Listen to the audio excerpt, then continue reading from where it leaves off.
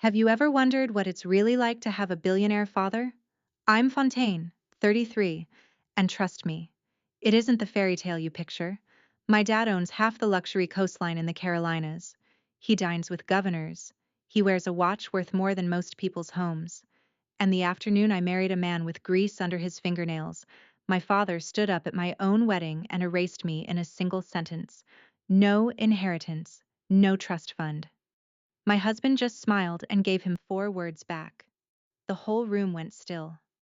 My mother cried right on schedule, but none of them knew where my husband actually worked or what I had quietly built on my own while they laughed at me. 6 months later, they would find out, in front of 500 people, at the worst possible moment for my father's empire. Welcome back to Hidden Family Revenge, where the people who underestimate you learn, far too late, exactly who they were dealing with. If a story has ever pressed on a bruise you forgot you had, you're in the right place. Drop a comment and tell me where you're watching from, and subscribe, because this one earns it. Now let me take you back to the dinner where my father handed me an ultimatum and called it love. The dinner happened on a Thursday. At the long table that looked out over the water my father liked to say he owned. He didn't own the ocean. He just owned the view, the resort, and most of the people sitting at the table.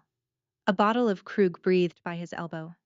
His Vacheron caught the candlelight every time he reached for the oysters, which he did slowly, the way men do when they want you to wait. I've arranged for you to meet Preston Vance on Saturday, he said, not looking up. The Vance merger is nearly closed. It would help things along if you two were seen together. I set down my fork. My grandfather had taught me to do small things with my hands when I needed to stay calm, and without thinking, I ran my thumb along the year before he died. I'm seeing someone, Dad, I said. It's serious. That got his attention. Seeing whom? What family? You don't know him. The candles hissed. My mother's smile froze into something brittle. My father set down the oyster he'd been savoring and looked at me the way he looked at a property he'd decided not to buy. In this family, he said, marriage is a merger. Sentiment is for people who can't afford strategy. I didn't tell him Owen's name. I didn't tell him Owen would never fit at this table, and that I meant it as the highest compliment I knew. I only smiled and let the silence sit there, because some answers are better delivered later, in person, with a much bigger audience. He had me investigated, of course. That was the Porter way. 3 days later, I was summoned to his office on the top floor of the flagship resort, where the windows ran from the carpet to the ceiling, and the chairs were chosen to make you feel smaller than you were. A slim folder sat on the desk. Owen Hale, my father read, flat as a contract. Aircraft mechanic, rents a hangar at a regional field, no real estate, no assets to speak of, no family connections worth the ink. He closed the folder and looked at me. This is what you're throwing the Vance merger away for? A man who fixes other people's engines for a living? He's a good man. Good men don't build legacies, Fontaine. They get hired by the people who do. He stood and walked to the glass, hands behind his back. Let me be clear so there's no confusion later. Porters don't marry mechanics. I'd heard that flatness before, the day he refused to pay for my engineering degree because it was a lurid little hobby for a porter daughter. I paid for it myself, nights and weekends, and I built things with my own 2 hands while my surprised I built a life you didn't approve. He laughed once, short and dry. There was one odd thing in that folder, though, and it stayed with me for weeks. The investigator had found nothing. No debts, no scandal, no past. For a man as ordinary as my father claimed Owen was, his record was strangely, deliberately clean, and I didn't yet understand why. I'd met Owen 4 months earlier and not at a party. I met him at work, which is the only place I've ever felt entirely like myself. A regional field had hired my firm to assess the structure of an old hangar before they expanded it, and I spent a morning crawling its trusses with a flashlight and a notebook. The whole building hummed. There's a sound a turbine makes when a jet spools up 2 bays over, a low climbing whine you feel in your sternum before you hear it. And I loved it the way other people love music. A man in coveralls was wiping his hands near the doors, watching me measure a corroded gusset plate. The name stitched on his chest read, Tidewater, a regional outfit I half recognized. That plate's been lying to inspectors for a decade, he said. Tell me what you see. So I told him, and instead of nodding politely the way men do, he argued, and he was right twice, and wrong once, and he admitted the once. We talked for 2 hours. He asked what I'd build if nobody was paying me and nobody was watching, which is a question no one in my family had ever thought to ask. He paid for our coffee in cash, a worn fold of bills, and steered us away from the nice place down the road toward a diner with cracked vinyl booths. I noticed the pilots nodded to him a beat too respectfully for a line mechanic. I noticed, and I filed it away, and I let it go, because he was looking at me like the work mattered, and the work was the realest thing I had. I don't care whose daughter you are, he said, hangar, which was perfect, because that was where I was most myself. No string quartet, no rooftop, no ring chosen by a personal shopper. He'd machined a band himself on the lathe in the back, simple titanium, slightly imperfect at the seam, and he was nervous in a way I'd never seen him. I can't give you the life they planned, he said, but I'll never make you small. I said yes before he finished. Telling my family was a different machine entirely. I gave them 2 months' notice, the way you'd warn someone before setting off a controlled demolition. My sister Brooke heard within the hour and posted a story to her 200,000 followers, a photo of a wrench captioned, Bold choice, hope love keeps the lights on, followed by a laughing emoji. Preston Vance, the heir my father had picked for me, went around telling people he'd dodged something. My mother called and breathed into the phone for a full minute before speaking. And my father, when he finally called, did not raise his voice, which was always worse. You want a wedding? He said. Fine. I'll give you a wedding you won't forget. I should have heard the threat folded inside the gift. I didn't, because I was happy. And happiness makes you generous about people who haven't earned it. I told Owen what my father had said, expecting him to worry. He just nodded slowly, like a man checking the weather before a flight he intended to make anyway. Let him plan whatever he wants, Owen said. We'll still be married at the end of it. That calm should have told me something about who I'd actually agreed to marry. It didn't. Not yet. My mother arrived 2 days later with a folder of bridal magazines and a face arranged for grief. Diane Porter does sorrow the way other women do contouring, with patience and excellent lighting. She didn't ask if I was happy. She asked, having a dry eye. Your father has spent 30 years on this name. You're tearing the whole thing down for a man who smells like motor oil. I told her motor oil was a smell I'd grown to love. She set down the magazines like they'd insulted her. Don't make me choose, Fontaine, she said.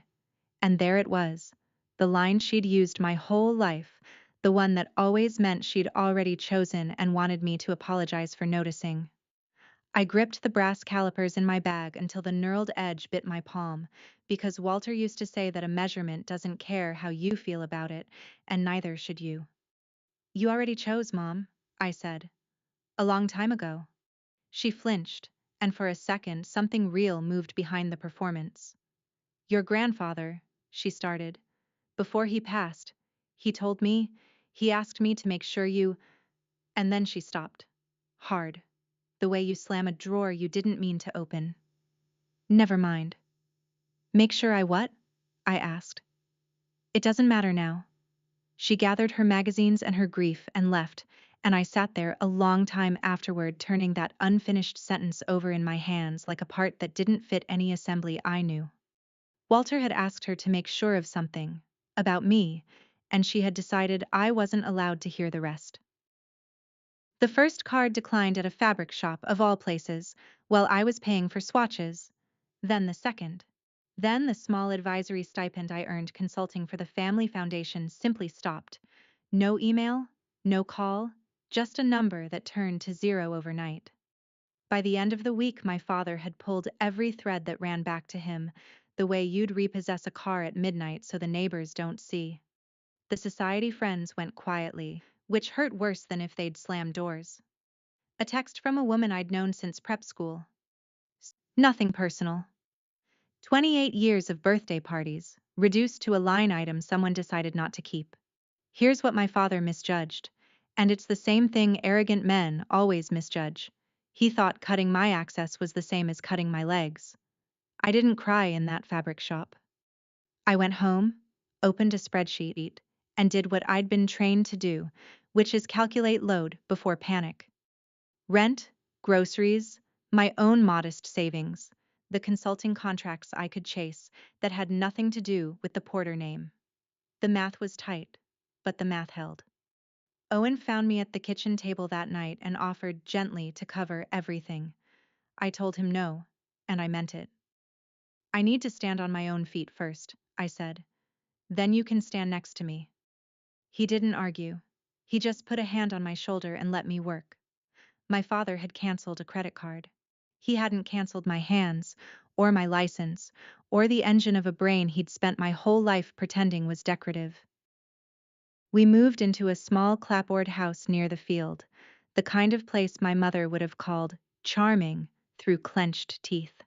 It had good light, a porch that caught the afternoon, and a kitchen barely wide enough for two people who liked each other. I loved it more than any room I'd grown up in. But Owen, I was starting to notice, did not entirely add up. He'd take calls late, on the porch, voice low, and the words that drifted in weren't mechanic words. Push the maintenance window, he said one night. No, I'll handle the board, don't loop in legal yet. A mechanic doesn't have a board. I didn't ask, because we'd agreed early that we'd earn each other's truths, instead of demanding them. The next morning, a trade magazine sat on our table, left there by one of his colleagues, and the cover story was The Billionaire Who Still Turns His Own Wrenches. There was no photograph of the man's face, just a gloved hand on a turbine blade. I glanced at it, thought it was a nice story about somebody else, and poured my coffee.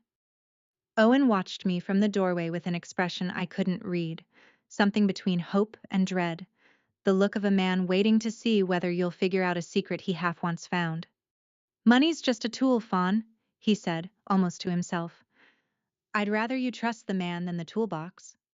I laughed and told him he sounded like a fortune cookie. He smiled, but he didn't laugh, and later I'd understand that he'd been telling me the truth right out loud, and I just hadn't learned to hear it yet. Let me pause here, because if you've ever been told your choices embarrass the family, you already know exactly how this part feels. I read every comment, so tell me, has anyone ever measured your worth in dollars and come up short? Hit subscribe if you want to see this turn all the way around, because the moment my father's face finally changed is coming, and I promise you it was worth the wait. Back to the story. We'd planned something small, a chapel on the water, 50 chairs, the people who'd actually shown up for us. We arrived to find the parking lot full of cars that cost more than the chapel. My father had invited 200 of his world, uninvited, and seated them himself. He'd even had a seating chart printed, a thick cream card on an easel by the door, and when I found my own family's table, I understood the message. He'd placed Owen at the very back, beside the emergency exit under a hand-lettered placard that read, Guest. Not groom. Guest. The room smelled of expensive perfume and quiet contempt. Preston Vance was there, leaning against a column with a glass of something amber, watching me the way a man watches a deal he's still hoping to salvage. Exactly where the chart had banished him, and he was the calmest person in the building. Your dad has a flair for theater, he murmured. He does, I said.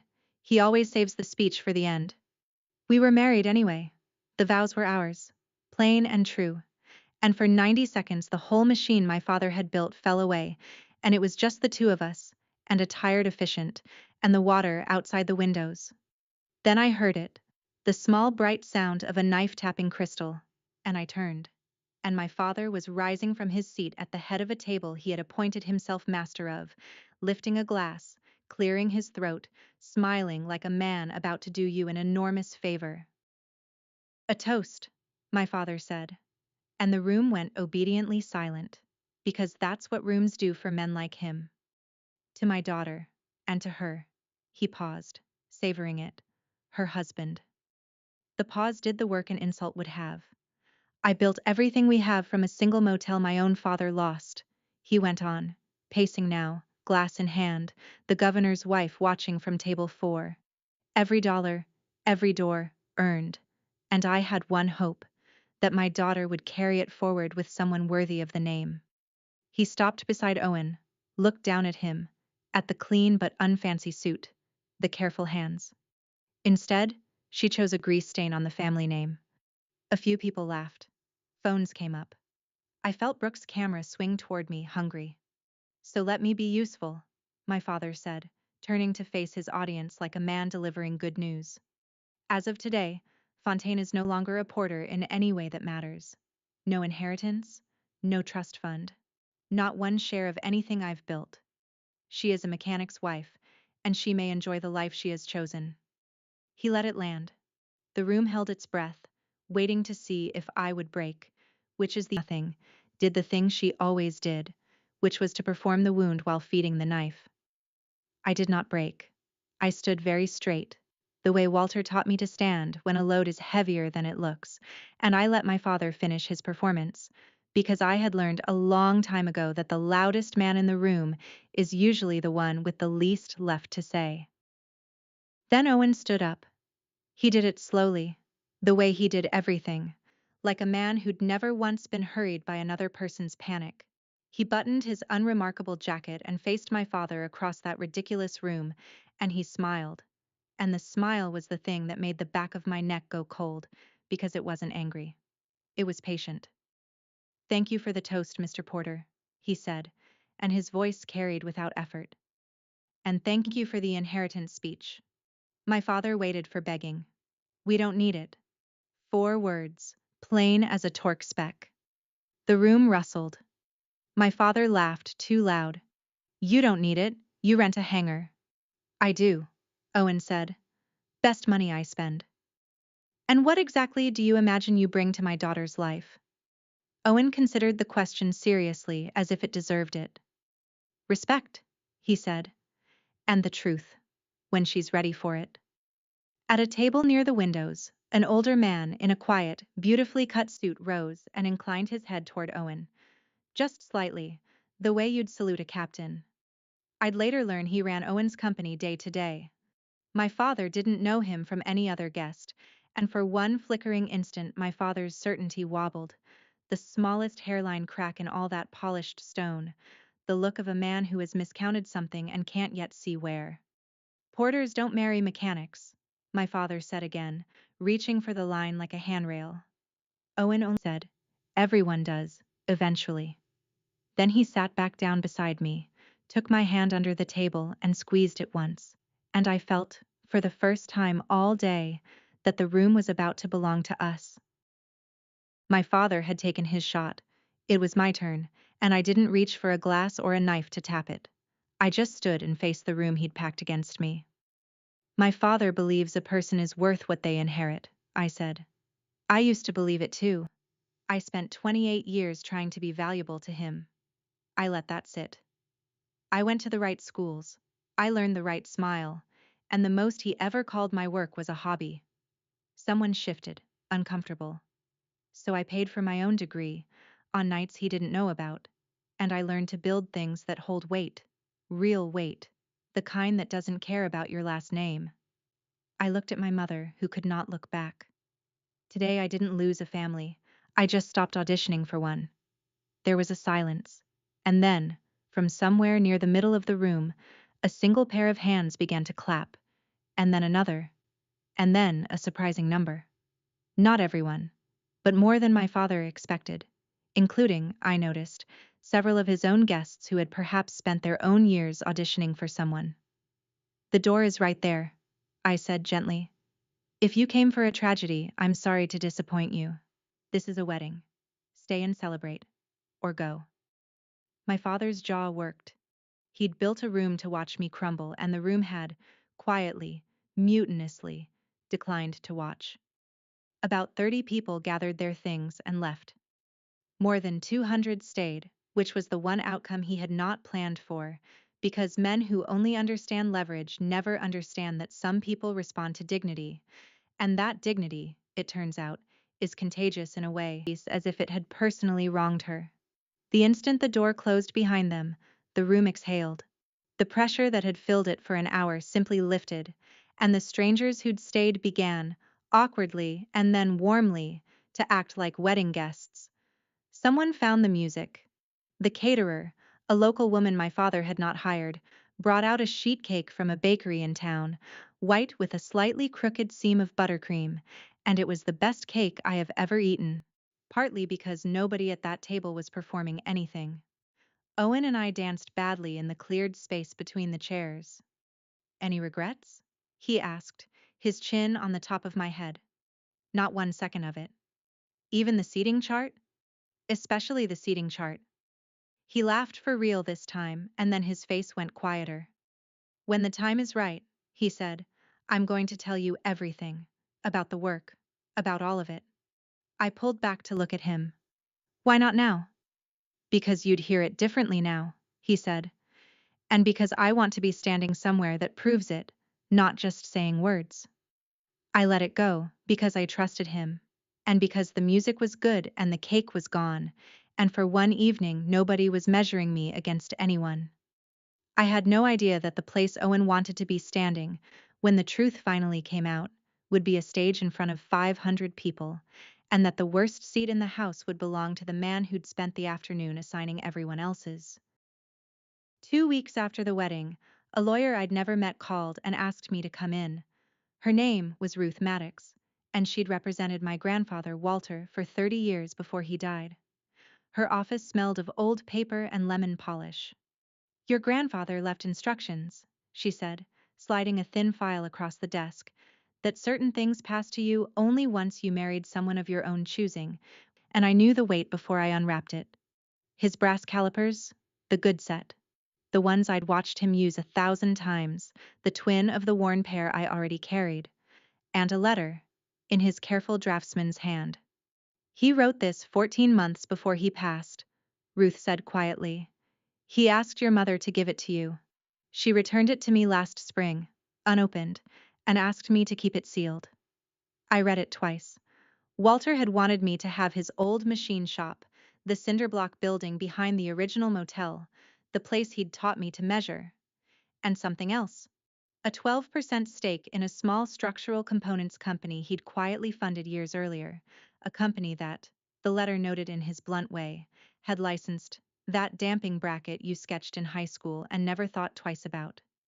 My patent. The one I'd filed as a broke undergraduate and forgotten. Has this been earning? I asked. Ruth's mouth twitched. For about 6 years. So here is the concrete thing I want you to hold on to, the way I held those calipers in that office until the metal warmed in my hand. My grandfather had left me a workshop, a share of a company, and a piece of my own teenage cleverness. And my mother had hidden all of it from me, sealed in a lawyer's drawer, for nearly a year. I didn't tell Owen the numbers right away. I wanted to sit with them, the way you sit with a structure before you trust it. The Porter name had slammed every grand door in the state, but it turned out the doors I actually wanted were the ones it had never reached. A marina needed a failing dock assessed. A community college wanted its old gymnasium rated for a new roof load. A small developer in the next county hired me on a Tuesday and referred 2 friends by Friday. Real work, done well, travels by word of mouth in a way no surname with the smell of cutting oil still in the walls. His tools were where he'd left them. I called the components company my grandfather had funded, introduced myself as the engineer behind the damping bracket, and listened, a little stunned, while a polite man explained how many bridges and parking structures now used my forgotten high school sketch, and what 12% of 6 profitable years amounted to. It was not a fortune by my father's measure. By mine, it was something better. It was freedom I had built myself. With a brain my family had spent 3 decades calling a hobby, and it had been quietly paying me the entire time they were busy deciding I was worthless. Turns out, I told Owen that night, finally, the thing they called a waste has been earning behind their backs for years. He grinned, that slow grin. Sounds like you didn't need rescuing. I never did, I said. And the funny thing was, saying it out loud, I realized it had always been true. The story was in the trade press all month, and even my father couldn't keep it off the business pages. Porter Resorts was about to open its crown jewel, a billion-dollar flagship up the coast, and the whole concept hinged on a single promise stamped across the brochures: private jet to your suite, no terminal, no waiting, the kind of seamlessness only the very rich pay to ignore. That promise lived or died on one exclusive partner, the company that would own the airfield, the fleet, and the operation behind it. The name printed in every article was Meridian Aviation Group. I read it the way you read a word you've seen somewhere harmless, in a trade headline, on a hangar sign. And underneath, the detail every reporter circled. My father had been chasing Meridian's signature for nearly 2 years, courting a chairman so private that not one of them had ever met him face to face. The contract was reportedly days from of billionaires. That evening, Owen came in from the porch, and somewhere across the field a jet spooled up. That low, climbing whine I'd loved since the day we met. And the sound and the name brushed against each other in my mind for half a second before I let them drift apart again, because the idea was too large to hold. Long day? I asked. Couple of contracts, he said, hanging his keys. One big one finally coming to a head. I told him I'd been reading about my father's resort, about the aviation partner he couldn't seem to land. Owen poured 2 glasses of water and said mildly, "Is that right?" and changed the subject. And I let him, because I still hadn't learned to add. Quick pause, because here is where it gets good.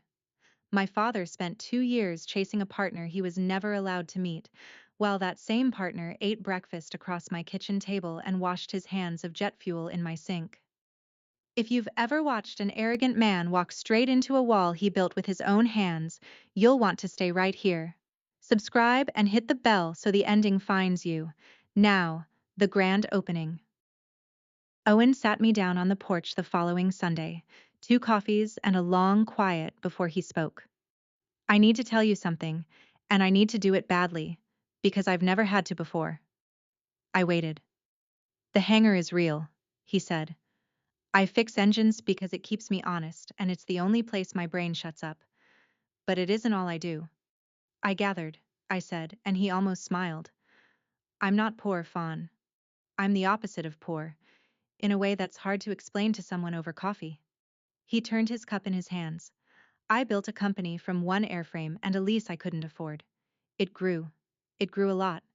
And at some point I stopped letting anyone photograph my face, because the second people learn what you're worth, they stop telling you the truth. Could love me before they ran the numbers. You did. You loved a mechanic. Do you have any idea what that's worth to a man like me? I thought about the late calls, the pilot's deference, the magazine cover with the gloved hand, pieces I'd refused to assemble because the picture was too big for our small kitchen. Are you about to tell me your company's name? I asked. Not yet, he said. I want you to see it, not hear it. There's an event in 6 weeks. I want you on my arm. You'll understand everything when we walk in. He reached into his jacket and set an envelope on the table between us, heavy cream stock, embossed in gold, and the invitation inside was for a grand opening, and the host listed at the bottom was not Porter Resorts at all, but the aviation partner my father had been begging for 2 years to meet. I never lied about who I am, Owen said softly. I just didn't hand you a price tag. I didn't sleep that night. I lay listening to Owen breathe and ran the arithmetic I'd been refusing to do for months. At 2 in the morning, I got up, sat at the kitchen table with my laptop, and searched the name on the invitation. Meridian Aviation Group. Founder, Chairman. The results were a wall of the same frustrating sentence. Reclusive, private. Has never appeared publicly.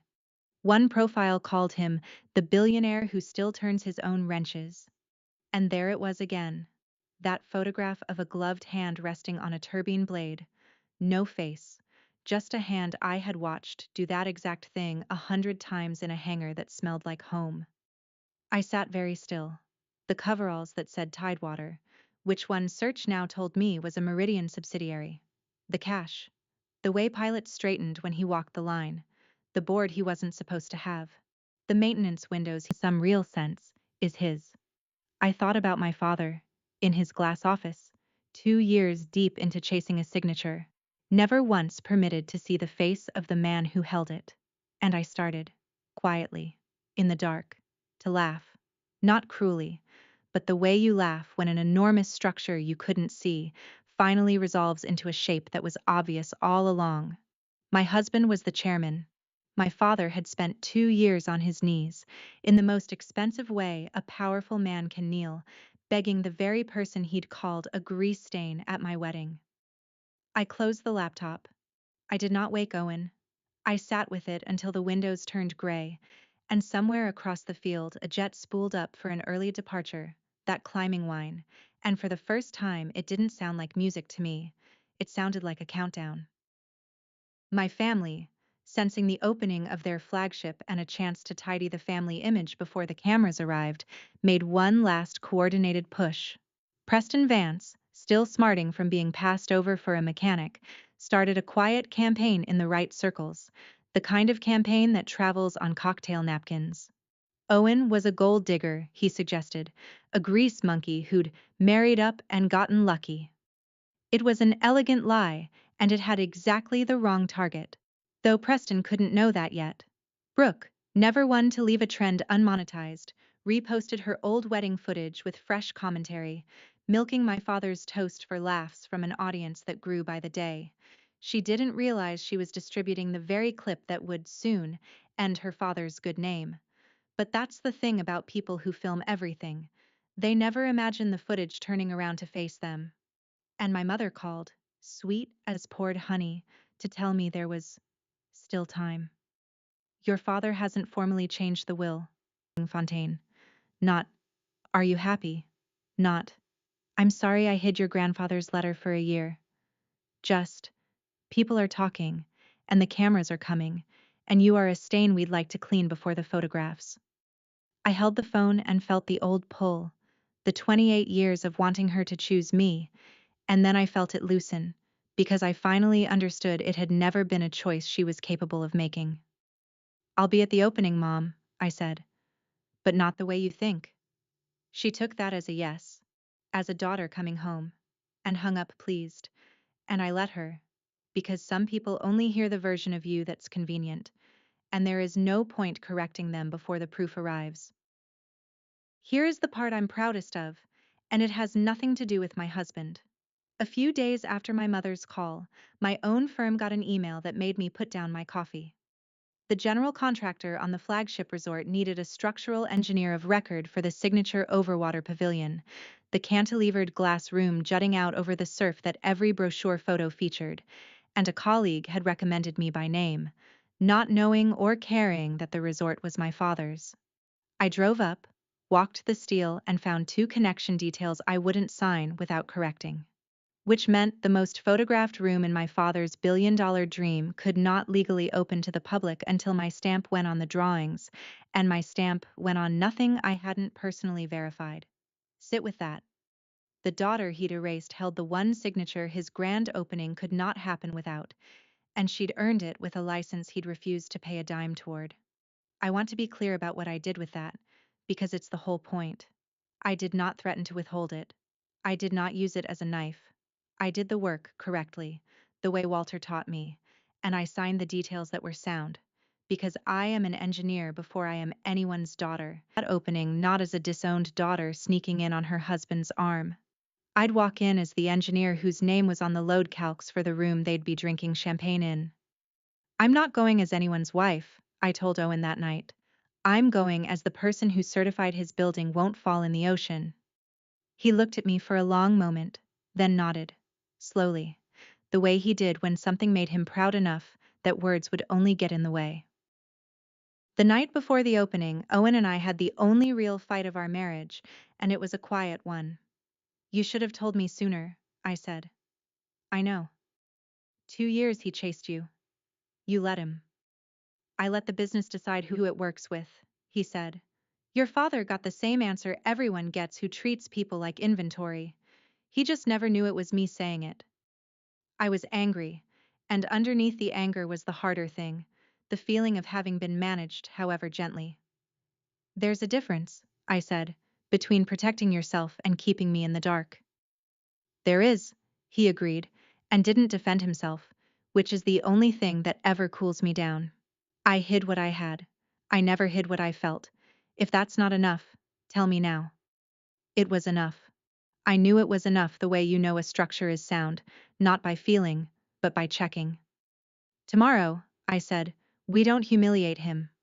Owen raised an eyebrow. I mean it. We don't twist the knife. We don't make a show of it. Then what do? We just stop hiding, I said. We let the truth stand up in a room full of people and speak for itself. That's enough. That's always been enough. He was quiet a moment, then reached over and turned my grandfather's calipers in his hand, the worn pair I still kept by the bed. Walter would have liked you tonight, he said. Walter, I said, would have liked you, period. He started out a long time imagining my father's face when the chairman he'd begged for 2 years walked into the light, and I made myself a promise that whatever I felt in that moment, I would feel it quietly, because the loudest person in the room is always the one who's losing. The flagship was staggering, I'll give my father that. They'd built it into the dunes so it seemed to float, and the overwater pavilion, my pavilion, glowed out over the dark surf like a lantern. 500 guests, a governor, investors with their own foundations, reporters with credentials clipped to silk, and near the entrance on an easel, a seating chart. Because of course there was. My father could not throw a party without assigning everyone their rank. I scanned it the way I'd scanned the one at my wedding, and stopped on a single line near the center of the room. Chairman's table, Meridian Aviation Group. 4 chairs, conspicuously empty, reserved for a man my father still believed he was about to finally meet and impress. Owen's hand was warm at the small of my back. I'd worn black, clean lines, no apology, and the brass calipers were in my small bag because I no longer went anywhere important without them. My father spotted us from across the room and came over fast, already smiling the smile he used to close deals, and I realized with something like wonder that he thought my mother had been right, that I'd come home, that the disowned daughter had crawled back in time for the photographs. Fontaine, he said warmly, for the benefit of the people nearby. I'm glad you came to your senses. He glanced at Owen with the barest civility. Surprised they let your husband pass the valet? Owen said nothing, just that patient half-smile. Above us, a recording of a turbine spooling up began to swell through the speakers, the opening of the program, that climbing whine I knew in my bones, and the lights dimmed, and the master of ceremonies stepped to the aviation group will appear in person. My father turned toward the stage with the hungry, hopeful face of a man about to meet the partner who'd make his crown jewel real. The screens behind the podium woke up, and a single line of text resolved across them in clean white letters. Meridian Aviation Group, founder and chairman. The recorded turbine climbed to its peak and cut to silence, and Owen let go of my hand, gave me one small private look, the look of a man finally allowed to stand where the truth could see him, and he walked up onto that stage. I watched my father's face do something I had waited my whole life to see and had stopped believing I ever would. It didn't crumble. It emptied. The color simply left it, top to bottom, like water draining from a glass. His champagne flute tipped in his fingers and he didn't notice it spill down his cuff. My mother's hand flew to her mouth. Brooke, who films everything, lowered her phone for the first time in her adult life and just stared. 500 people rose to their feet in a wave of applause for the famously invisible man who'd finally shown his face, and in the middle of all that noise, my father stood alone and motionless, the one person in the room who could not move, because the grease stain he'd named at my wedding was standing under the lights as the most courted man in the industry, and the daughter he'd erased was watching from the floor with her hands folded and perfectly calm. The master of ceremonies leaned to the microphone. Please welcome the man who never shows his face, he said, Owen Hale. And Owen, my husband, the mechanic from the hangar that smelled like home, looked out over the wreckage of my father's certainty and began, very quietly, to speak. Owen's remarks were short and entirely professional. He thanked the crowd, talked about the people who actually turned the wrenches, and said nothing at all about my family, which was suddenly desperate to know the man they'd been guessing about for years. My father got there first because desperation is fast. Owen, he said, hand extended, voice pitched warm for the listeners around them. This is wonderful. I always told Fontaine she had impeccable taste. He didn't take the hand. About the partnership? My father pressed. The flagship. Our 2 years of conversations. Surely now that he gestured vaguely. Family. We can finalize the terms tonight. Owen looked at the extended hand, then at my father's face, and answered at a volume calibrated to carry just far enough. I received your proposal, Mr. Porter, he said. Months ago, I declined it. But why? It's the obvious deal. Because Meridian doesn't partner with people who treat their family like inventory to be written off in front of an audience. He said it without heat, which made it worse.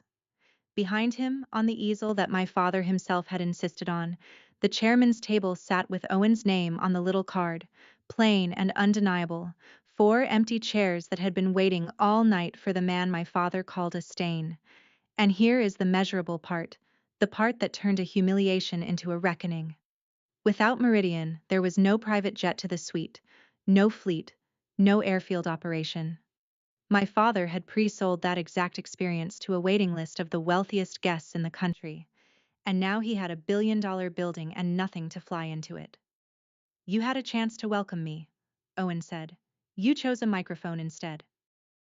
My father turned from Owen to me, and now the deal-closing warmth was gone and the old fury was rising in its place, the heat he'd always used to fill a room. You did this, he said, low and shaking. You planned this. You let me stand up here and... His voice climbed, heads turning. You humiliated your own father in front of 500 people. This was the moment the outline of my whole life had been building toward, and I'd promised myself I would meet it quietly, because the loudest person in the room is always the one who's losing, and tonight, that was not going to be me. I opened my small bag and took out my grandfather's brass calipers, worn smooth from 40 years of his hands and a few from mine, and I held them up where the light caught the metal. Do you know what these are, Dad? He stared at them, not understanding. They were Walter's, your father's, the man who started everything you own, in a machine shop, with grease under his nails. His jaw tightened. You stood up at my wedding and said porters don't marry mechanics. I let the calipers turn slowly in my fingers. The first porter who ever mattered was a mechanic. You just spent your whole life pretending you weren't his son. The crowd had gone very quiet. A reporter's recorder was up. My mother had stopped performing and gone pale and real. You said no inheritance, I went on, even and unhurried. Good. I was never going to inherit you, I was going to outbuild you. And then, because it was true, and because he needed to hear it from the daughter he'd called decorative, I told him the one thing that took the floor out from under him entirely. By the way, I said, the overwater pavilion you'll photograph tonight? It doesn't legally open without my engineering stamp. I signed it this afternoon. You're welcome. I do good work. I always did. The fallout moved faster than my father's PR team could. By the time the valets were bringing cars around, Brooke's old wedding clip, the one she'd reposted for laughs all month, was circulating again with brutal new context.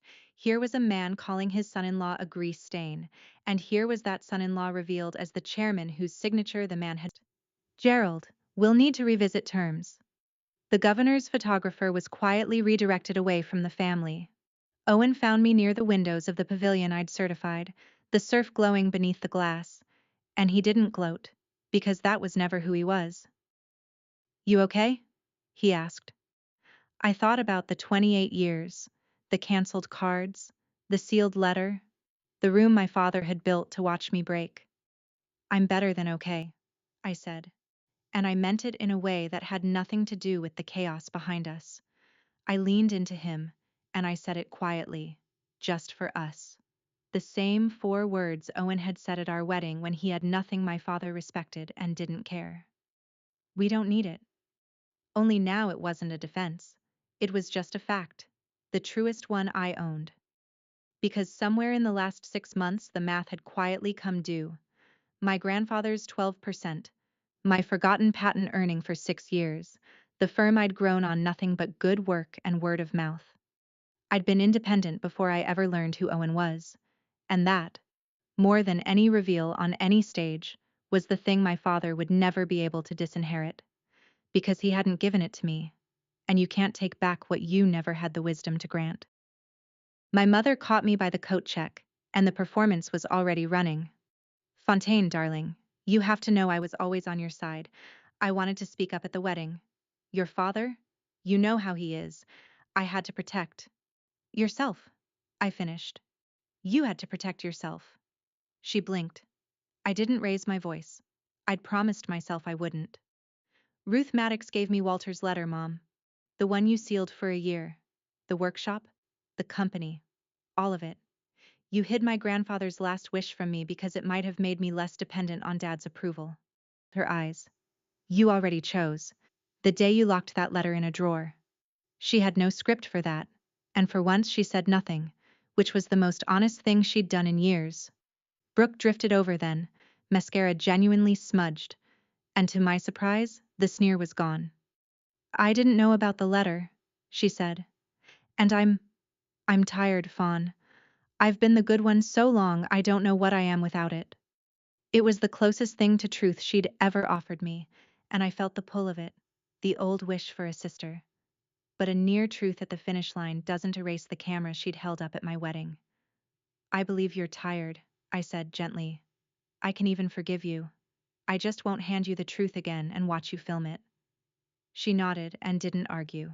And somewhere behind us, my father was learning in real time what it costs to spend a life confusing a price tag for a person. The flagship opened 2 months late, stripped of the private aviation promise it had been built around, and the waiting list of billionaires quietly found other coastlines. Porter Resorts survived. My father is too stubborn and too rich to fail outright. But his board asked questions he'd never been asked before, and the answers were on video, and a man who'd spent 30 years being the loudest voice in every room suddenly found rooms going quiet when he entered, for reasons that had nothing to do with respect. I kept working. My firm took on 2 engineers, then a third. Owen still drives out to the hangar most weekends and comes home smelling like the day I met him. And one evening, near dusk, my father showed up at our little clapboard house. Alone. No driver. No Vacheron. No script. He stood on the porch looking smaller than I'd ever seen him. Can I? He started, and his voice caught. Can I apologize? I let him stand there a moment. I needed it a long time ago, and you didn't have it then. He nodded, accepting that. What I need now, I said, is for you to mean the next 10 years more than this one sentence. He looked out at the field, at the last light, at the daughter he'd tried to erase standing in a doorway she'd built without him. I don't know how to do that, he admitted. And it was the first true thing he'd said to me in decades. Then learn, I told him. Slowly. With your hands. The way your father taught you. Before you decided you were better than where you came from. I didn't slam the door on him, and I didn't fling it open either. I left it where it belonged. Ajar. With the terms made plain. He could be in my life as a father if he could learn to be one, but never again as the man who held the purse and called it love. There would be no grand reconciliation scene, no tearful holiday where everything was forgiven in a single evening, because real things don't repair that fast, and I'm an engineer. I don't trust a joint that bonds too quickly. My mother sends careful notes now, testing the distance. Brooke and I text sometimes. Small and ordinary. Two people learning to be sisters without an audience. And my father comes by on occasional Sundays and sits in Walter's old shop while I work. Mostly silent, watching my hands. And once in a while he asks me what a tool does, and I tell him. And he listens, which is something he never once did when I was the daughter he was trying to fix. It isn't a fairy tale. It's better than that. It's the truth. Repaired slowly, by people willing to do the work, with no one keeping a tab. These days you can find me most evenings in my grandfather's machine shop, the one my mother tried to keep from me, the one I had to get married to a mechanic to inherit. Walter's brass calipers catching the last of the light. Owen's out at the field. I can hear a jet spool up across the water, that low climbing whine that once sounded like music, then like a countdown, and now just sounds like my husband coming home. My father called me decorative, my mother called me a problem to manage. They were measuring with the wrong instrument the whole time. Here is the only lesson I'll leave you with, the one Walter built into my hands before anyone else got the chance. Inheritance is what someone hands you, but worth is what you build when they don't. And no one can ever disown a thing you made yourself. That's my story. A canceled card, a borrowed hanger, a sealed letter, and a name I finally stopped needing. If this reminded you that your worth was never theirs to cancel, take that as your sign to go build something today with your own two hands. Share this with someone who needs to hear it. Drop a comment and tell me where you watched from, and subscribe to Hidden Family Revenge. I'll see you in the next one.